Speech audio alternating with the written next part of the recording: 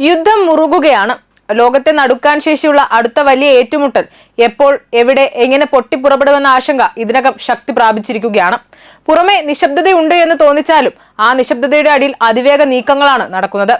സൈനിക വിന്യാസങ്ങൾ മാറുന്നു, രഹസ്യ കൂട്ടുകെട്ടുകൾ രൂപപ്പെടുന്നു, ആക്രമണവും പ്രതിരോധവും ഇനി പുതിയ തലത്തിലേക്ക് കടക്കുന്നു. അത്തരമൊരു സാഹചര്യത്തിൽ ലോക സുരക്ഷാ സമവാക്യത്തെ തന്നെ ചോദ്യം ചെയ്യുന്ന ഒരു പുതിയ റിപ്പോർട്ടാണ് ഇപ്പോൾ പുറത്തു വന്നിരിക്കുന്നത്.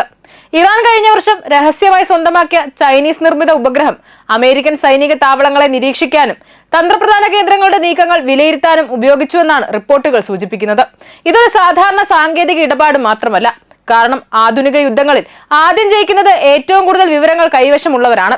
ശത്രുവിന്റെ നീക്കങ്ങൾ മുൻകൂട്ടി മനസ്സിലാക്കാൻ കഴിയുന്നവർക്കാണ് ആക്രമണത്തിലും പ്രതിരോധത്തിലും മേൽക്കൈ ലഭിക്കുക. ഇനി യുദ്ധഭൂമി വെറും കരയിലോ കടലിലോ ആകാശത്തിലോ ഒതുങ്ങുന്നില്ല. ഭൂമിയിൽ നിന്ന് ആയിരക്കണക്കിന് കിലോമീറ്റർ ഉയരത്തിൽ ഭ്രമണപഥത്തിൽ സഞ്ചരിക്കുന്ന ഉപഗ്രഹങ്ങളാണ് ഇനി നിർണായക ആയുധങ്ങളാവുക. എവിടെയാണ് യുദ്ധവിമാനങ്ങൾ നിലയുറപ്പിച്ചിരിക്കുന്നത്? എവിടെയാണ് സൈനിക നീക്കങ്ങൾ ശക്തമായിരിക്കുന്നത്?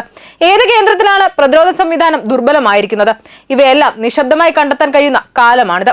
വെടിയൊച്ച കേൾക്കുന്നതിന് മുമ്പ് തന്നെ യുദ്ധത്തിന്റെ ദിശ നിർണ്ണയിക്കാൻ ഇത്തരം സാങ്കേതിക വിദ്യകൾക്ക് കഴിയും. ഇപ്പോൾ ലോകം ചോദിക്കുന്നത് ഒരേ ഒരു കാര്യമാണ്: ഇത് വെറും നിരീക്ഷണ ദൗത്യമോ, അതോ അടുത്ത വലിയ പ്രഹരത്തിന്റെ പ്രാരംഭഘട്ടമോ? കാരണം ചരിത്രം തെളിയിച്ചതുപോലെ യുദ്ധങ്ങൾ പലപ്പോഴും തുടങ്ങുന്നത് നിശബ്ദതയിലാണ്. ആ നിശബ്ദതയുടെ മുകളിൽ ഇപ്പോൾ ഒരു ഉപഗ്രഹം ചുറ്റിക്കറങ്ങുകയാണ്. TEE-01B എന്നറിയപ്പെടുന്ന ഈ ഉപഗ്രഹം ചൈനീസ് സ്വകാര്യ സ്ഥാപനമായ എർത്തൈ വികസിപ്പിച്ച് ഭ്രമണപഥത്തിൽ എത്തിച്ചതായാണ് റിപ്പോർട്ടുകൾ പറയുന്നത്. പിന്നീടത് ഇസ്ലാമിക് റവല്യൂഷണറി ഗാർഡ് കോർപ്സിന്റെ എയറോസ്പേസ് വിഭാഗത്തിന് കൈമാറപ്പെട്ടു. സാധാരണ ആയുധ ഇടപാടുകളേക്കാൾ സങ്കീർണമായ രീതിയിലാണ് ഈ കൈമാറ്റം നടന്നതെന്ന് വിലയിരുത്തപ്പെടുന്നു. ഇൻ ഓർബിറ്റ് ഡെലിവറി എന്ന മോഡൽ പ്രകാരം ഉപഗ്രഹം ആദ്യം വിക്ഷേപിച്ച് വിജയകരമായി ഭ്രമണപഥത്തിൽ എത്തിയതിനു ശേഷമാണ് വിദേശ വാങ്ങുന്നവർക്കായി കൈമാറുന്നത്. അതായത് ഭൂമിയിൽ നിന്ന് നോക്കുമ്പോൾ ഒരു സാധാരണ വാണിജ്യ വിക്ഷേപണമായി തോന്നുന്ന ദൗത്യം പിന്നീട് സൈനിക തന്ത്രപ്രധാന ഉപകരണമായി മാറാൻ കഴിയും. ഈ ഉപഗ്രഹത്തിന്റെ ഏറ്റവും വലിയ പ്രാധാന്യം അതിന്റെ ക്യാമറയിലോ സാങ്കേതിക വിദ്യയിലോ മാത്രമല്ല, അത് നൽകുന്ന നിരന്തര നിരീക്ഷണ ശേഷിയിലും കൂടിയാണ്. മിഡിൽ ഈസ്റ്റിലെ അമേരിക്കൻ സൈനിക കേന്ദ്രങ്ങൾ, വ്യോമ താവളങ്ങൾ, നാവിക ആസ്ഥാനങ്ങൾ, ലോജിസ്റ്റിക് ഹബ്ബുകൾ, എനർജി ഇൻഫ്രാസ്ട്രക്ചർ കേന്ദ്രങ്ങൾ എന്നിവയുടെ നീക്കങ്ങൾ ദൂരത്ത് നിന്ന് നിരീക്ഷിക്കാൻ കഴിയുന്ന ഒരു കണ്ണായി ഇത് പ്രവർത്തിച്ചുവെന്നാണ് റിപ്പോർട്ടുകൾ വ്യക്തമാക്കുന്നത്. സൈനിക വിമാനങ്ങൾ എവിടെയാണ് നിലയുറപ്പിച്ചിരിക്കുന്നത്? പുതിയ സൈനിക വിന്യാസമുണ്ടോ?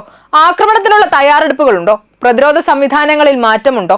തുടങ്ങിയ വിവരങ്ങൾ ഇത്തരത്തിലുള്ള ഉപഗ്രഹങ്ങൾ വഴി ശേഖരിക്കാനാകും.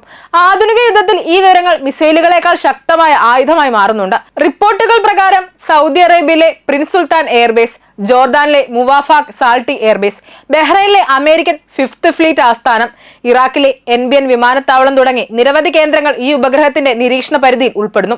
അതോടൊപ്പം Kuwait, Oman, Djibouti, United Arab Emirates എന്നിവിടങ്ങളിലെ അമേരിക്കയുമായി ബന്ധപ്പെട്ട സൗകര്യങ്ങളും നിരീക്ഷിക്കപ്പെടുന്നതായി പറയപ്പെടുന്നുണ്ട്. ഇതൊരു രാജ്യത്തെ മാത്രം ലക്ഷ്യമിട്ട നീക്കമല്ല, മുഴുവൻ മേഖലയുടെ സുരക്ഷാ സമവാക്യം മനസ്സിലാക്കാനുള്ള വിശാല രഹസ്യാന്വേഷണ ശൃംഖലയാണെന്ന് വ്യക്തമാക്കുന്നു. ഇതിലെ മറ്റൊരു നിർണായക ഘടകം ചൈനയുടെ പങ്കാണ്.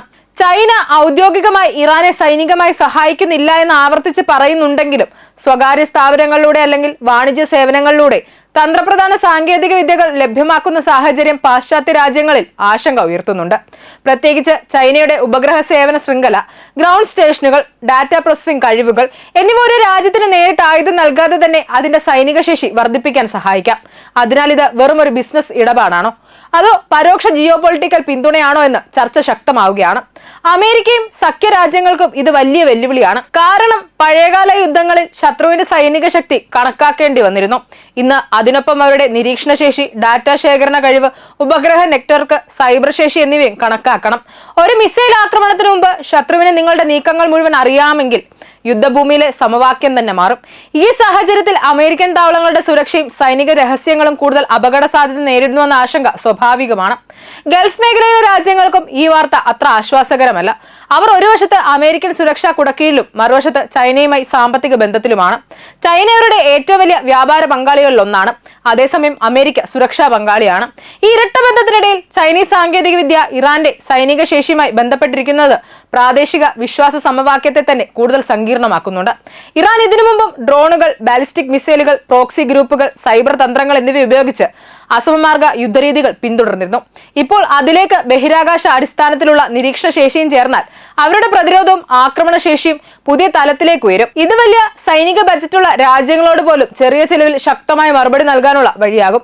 അവസാനമായി നോക്കുമ്പോൾ TEE-01B എന്ന ഉപഗ്രഹത്തിന്റെ കഥ ഒരു സാങ്കേതിക ഇടപാട് മാത്രമല്ല, ഇത് ലോകരാഷ്ട്രീയത്തിൽ ഉയർന്നു വരുന്ന പുതിയ യാഥാർത്ഥ്യത്തിന്റെ പ്രതീകമാണ്. യുദ്ധങ്ങൾ ഇനി അതിർത്തികളിൽ മാത്രം നടക്കില്ല, ഭ്രമണപഥത്തിലും ഡാറ്റാ സെർവറുകളിലും നിരീക്ഷണ ശൃംഖലകളിലും നടക്കും.